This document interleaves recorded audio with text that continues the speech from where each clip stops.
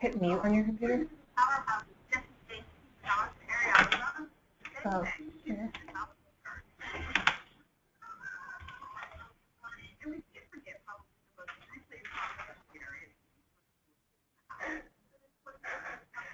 Exit full screen and see what, if you have internet open. Yep. And you reply. Okay. But his full screen's up, so he can't see behind stuff, right? Yeah. I would look to see if you have an internet browser open. It's probably an ad. Yeah.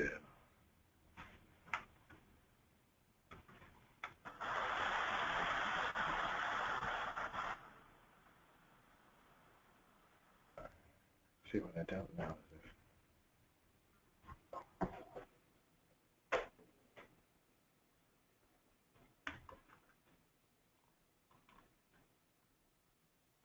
That was close. Okay. Why couldn't we hear this? All right. Here we go.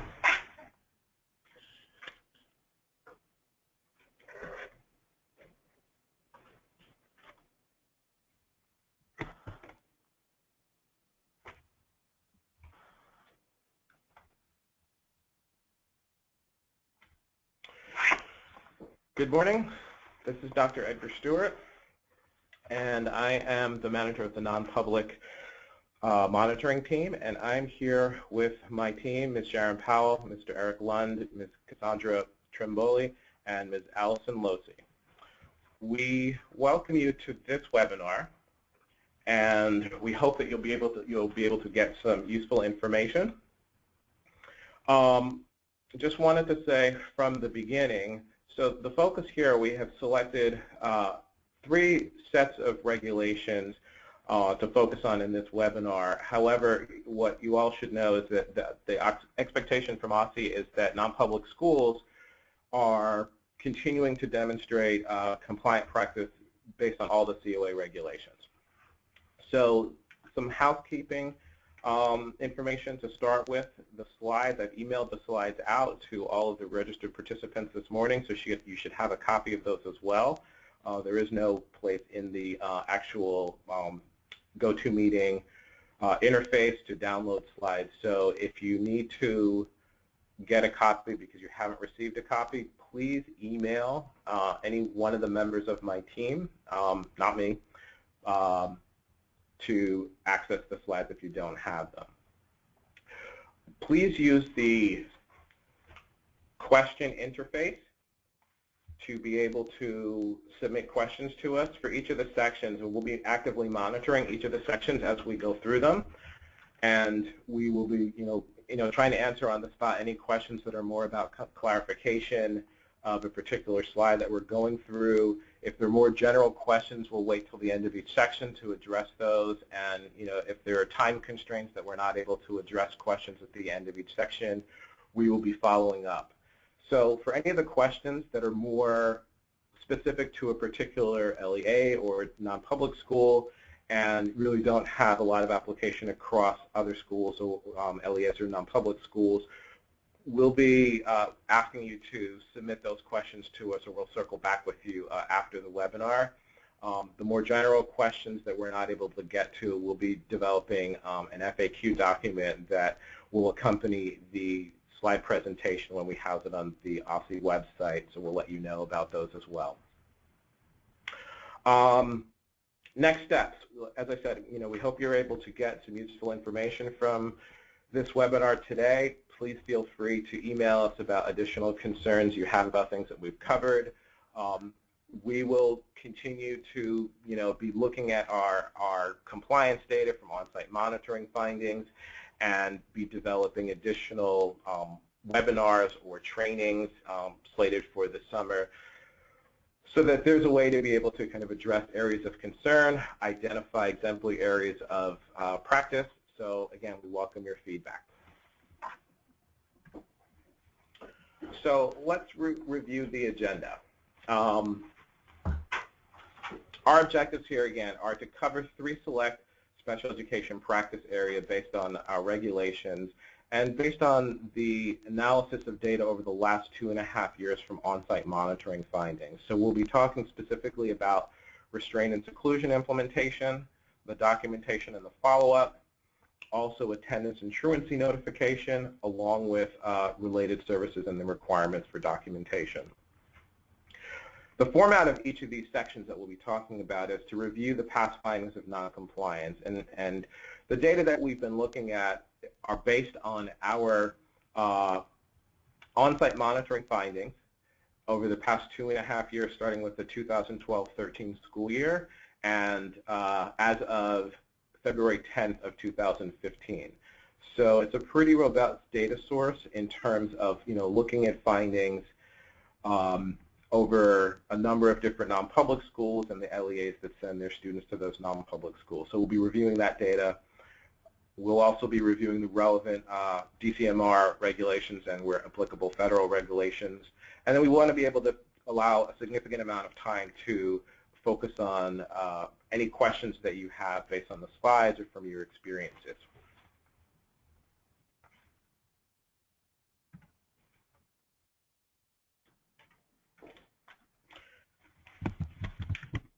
So the objectives that we'll be going through.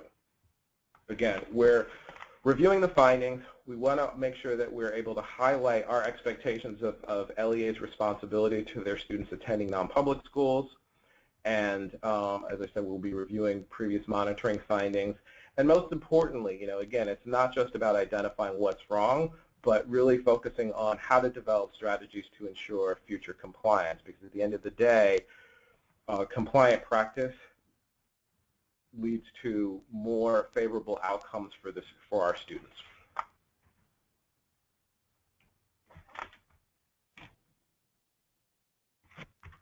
Okay, what's going on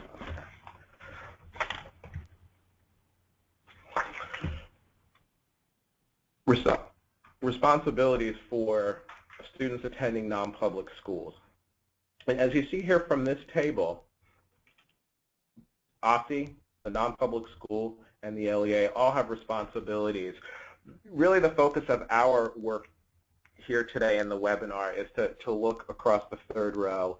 What you see for LEA responsibilities, LEA should be working very closely with non-public school staff to ensure that there is a timely completion of all IEP documentation, that all IEP team members actively participate, especially parents and students, and ensure accurate, timely, and complete student data in SEDS.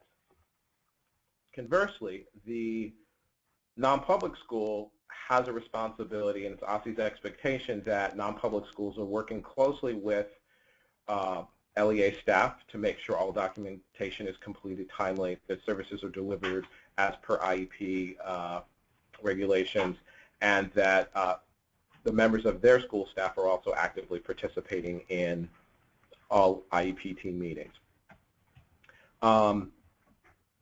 Non-public schools should also be ensuring that any of the portion of student data that is generated based upon service delivery at the non-public school should also be entered into SEDS in ways that are accurate, timely, and complete.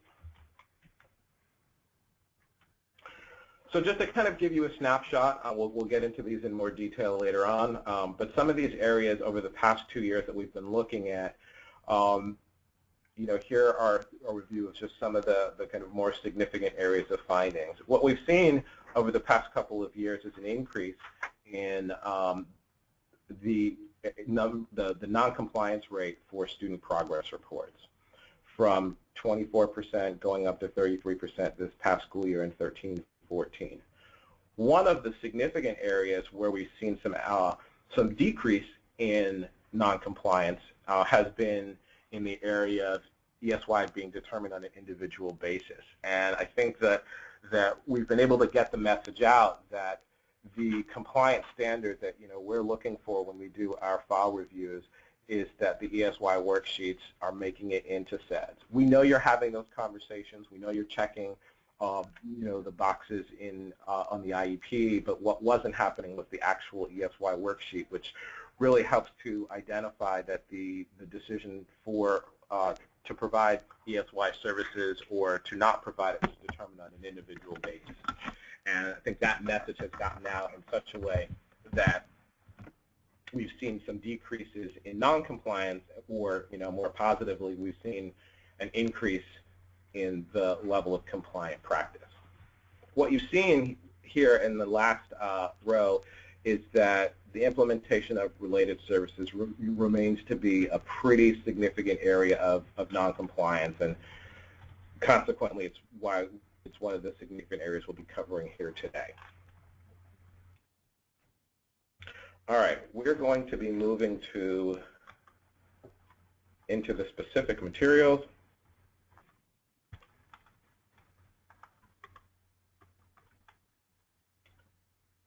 And we'll start first with restraint and seclusion.